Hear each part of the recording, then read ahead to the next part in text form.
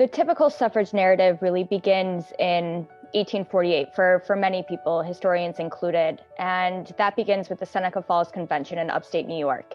And, the trajectory kind of follows that, women fight for these rights, that they are eventually gained not until the 20th century. We've made a point to kind of push this trajectory of the suffrage narrative back into the 18th century, to look at the early origins or the roots of women voting. And we're able to do that by exploring the little-known period under the New Jersey State Constitution from 1776 to 1807, in which women, and also free people of color, legally exercised the right to vote in New Jersey.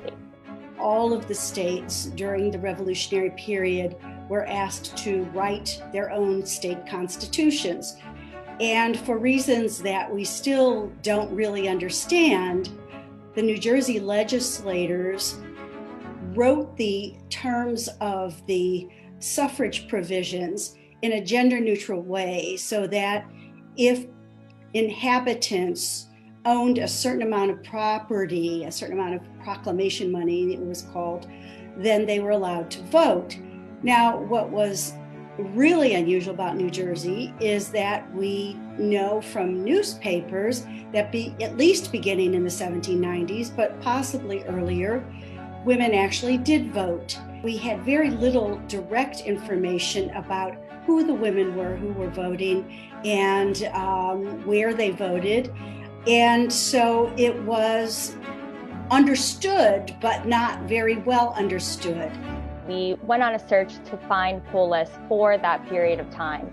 So far to date, we've identified 18 poll lists dated from 1797 to 1807, and 9 of those poll lists identify women voters on them, and those lists are dated from 1800 to 1807. So far, we've identified at least 163 women and at least 4 free African American voters as well.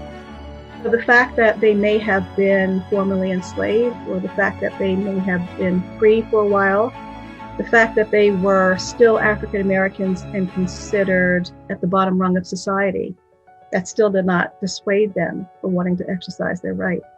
The people that these African Americans were voting amongst, they were some of the pillars of society. So this was a big deal, I'm sure, for them to be able to vote amongst these people that have really been people that were their slave masters, some of them.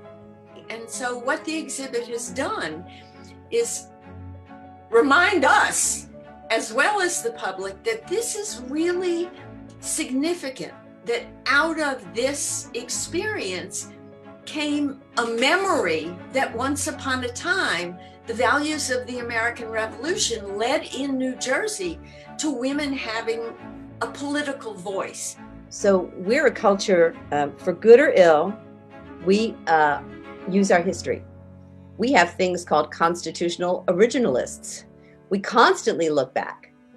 And it's very easy to look back, especially if you've had a very conventional education, and just not see women there.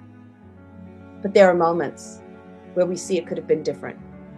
When we see those women voting in New Jersey, it could have kept going in the same way it did for men.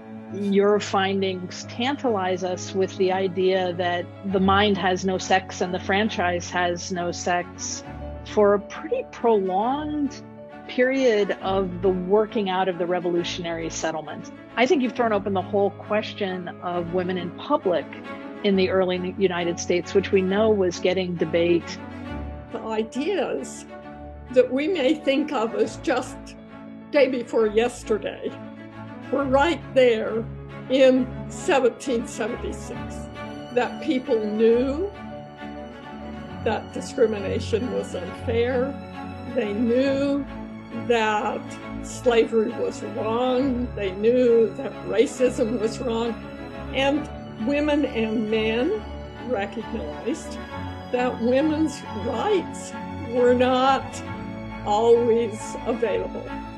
And it's very interesting to me to see how we've evolved as a country, and with the promises of freedom for all, that women would have been treated as equals to men then, and then things changed for women and for people of color. The women who voted in New Jersey really, really matter. They didn't vote for very long, but the very fact that they did matters.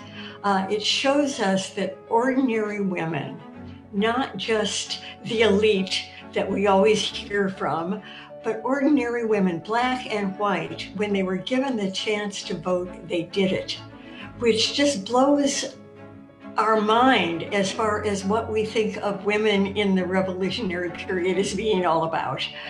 They cared. They thought that they mattered, and when they were given just a small opportunity, they exercised that vote in ways that historians of previous eras just would not have believed. There's so much that we still don't know, and so much about this period that is still worth exploring.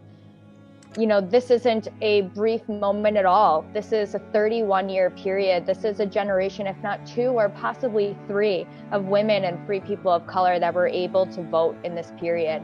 And being able to not only discover, you know, the stories of the women, but to be able to find their names on these poll lists, to learn more about them, their lives and their experiences with this kind of first generation of women voters in the United States.